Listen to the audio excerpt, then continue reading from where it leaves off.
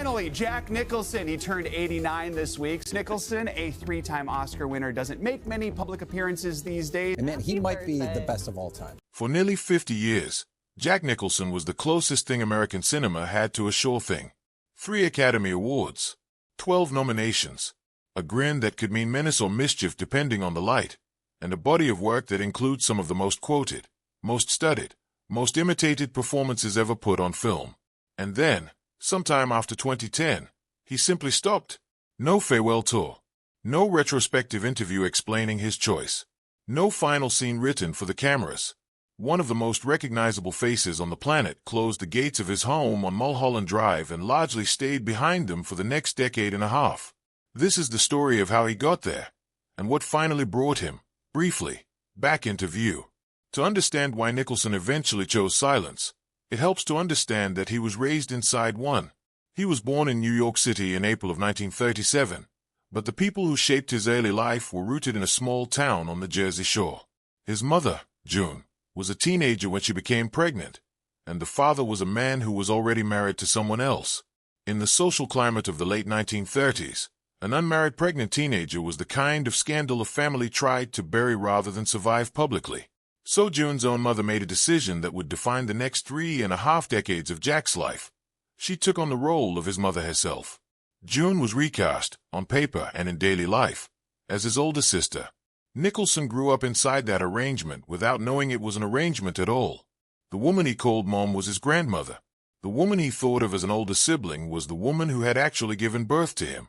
Even the man he believed to be his father was, in fact, his grandfather, a department store window dresser in a household that ran on quiet routines and unspoken rules. The lie held for 37 years. It only came apart in the 1970s, when a journalist working on a magazine profile did the kind of background research that family members had spent decades trying to prevent, and called Nicholson to confirm what the paperwork actually said. By then, both women were gone. His birth mother had died of cancer in the early 1960s.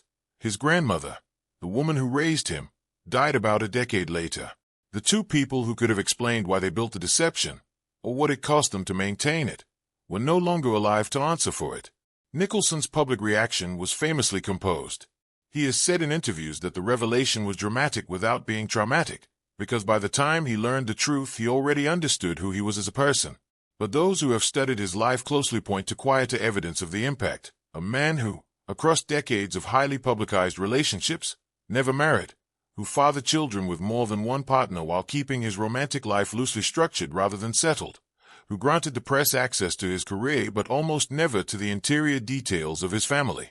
A childhood spent inside a carefully maintained fiction seems to have produced an adult who understood, better than most people in his industry, how to control what the world was allowed to see. It's easy to forget, looking at the scale of what Nicholson eventually became, that his path into acting was slow and largely unrewarded.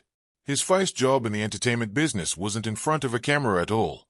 It was in the mailroom of an animation studio, the same one behind the Tom and Jerry cartoons, where he spent his days running errands and absorbing the rhythms of a business he had not yet broken into.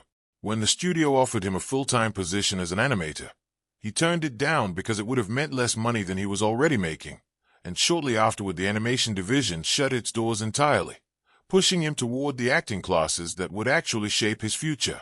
He studied under a teacher named Jeff Coy, a former actor who had been blacklisted during the McCarthy-era purges of Hollywood and had rebuilt a career as a respected acting coach instead. Coy's classroom became an unlikely incubator for future stars, and his central lesson stuck with Nicholson for the rest of his life. That genuine performance wasn't about simulating an emotion, but about living with enough attentiveness that the emotion arrived on its own.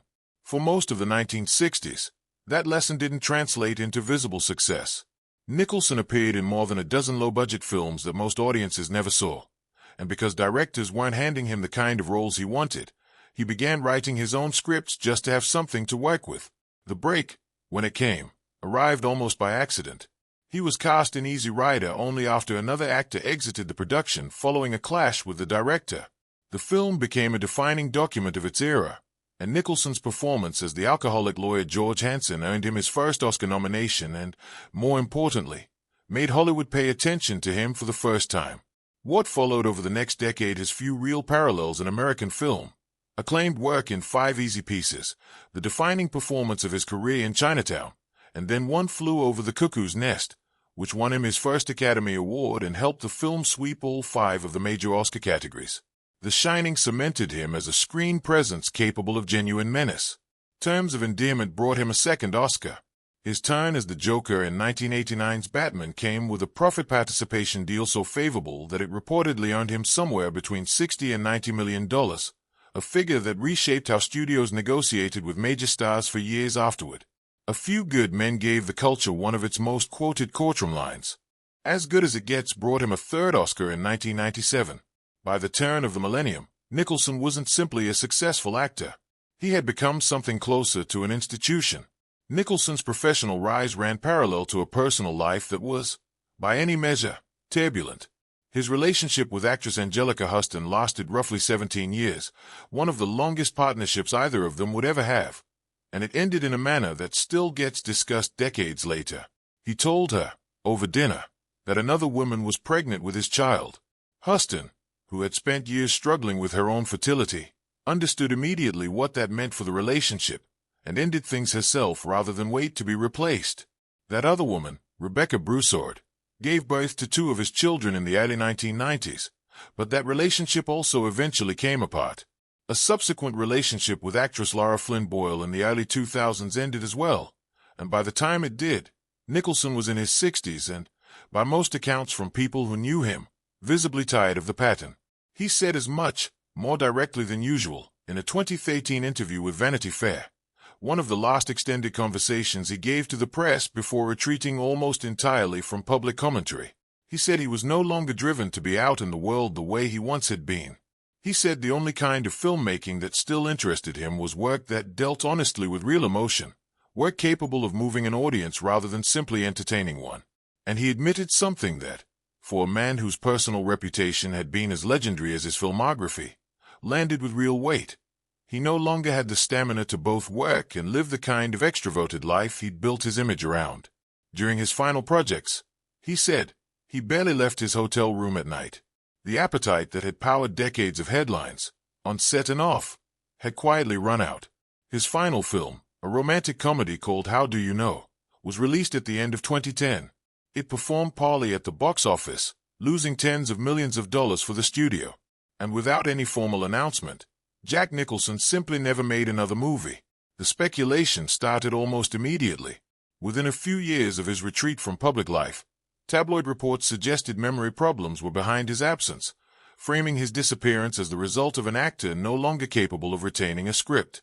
People close to him pushed back against that narrative at the time, insisting he wasn't dealing with any kind of memory-related illness and was, in fact, still reading material and weighing potential projects. But no project ever actually materialized. In 2017, there was a brief moment of hope for fans when he was reportedly attached to star in an American adaptation of the acclaimed German film Toni Erdmann. For a short window, it looked like the beginning of a genuine return to Wake. Then he withdrew, and the production fell apart without him. Longtime collaborator James L. Brooks later remarked that Nicholson was still reading scripts constantly, a small detail that says a great deal, because it suggests the idea of acting again had never actually closed for him. It simply never opened back up in practice. Reports from the early 2020s described a man who had narrowed his world dramatically, rarely leaving his property, physically stable but living a life that had contracted to the size of his own house and immediate family.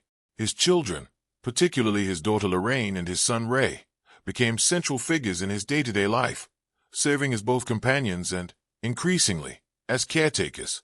Ray Nicholson has since built his own acting career, appearing in the 2024 horror sequel Smile 2, and he has spoken about his father with a mix of affection and clear-eyed honesty.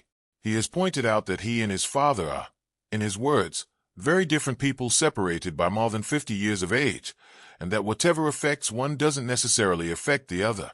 But he has also described a much simpler, more human ritual, eating dinner with his father every night growing up, and learning what it meant to be a person by paying close attention to the man across the table. In the spring of 2025, a source close to Nicholson gave what may be the most candid assessment anyone in his circle has offered publicly. The source described him as someone who no longer wanted to be seen much in public, who had been spotted looking a little unsteady at a hotel, and who understood, the way anyone eventually does, that a lifestyle built on excess and intensity leaves a bill that comes due later. But the line that mattered most wasn't about his health. It was about intention. The source said Nicholson and the people closest to him would simply prefer that the public remember him as he was. That is not a description of a man in crisis. It's a description of a man making a deliberate choice about his own legacy, protecting the image of the rebel, the grinning menace, the actor who once dominated every frame he appeared in, rather than letting the public watch that image erode in real time. Even a man that committed to staying out of view couldn't quite resist one final appearance. On February 16, 2025, NBC aired a 3-hour primetime special celebrating 50 years of Saturday Night Live, filling Studio 8H with some of the biggest names in entertainment. Seated in the audience, dressed in a dark jacket and a beret bearing the New York Yankees logo, 87-year-old Jack Nicholson leaned toward the camera and spoke 5 words, "Ladies and gentlemen, Adam Sandler." The room exploded. Sandler, his co-star from the 2003 comedy Anger Management, shouted back his thanks before launching into an emotional original song tracing the show's 50-year history.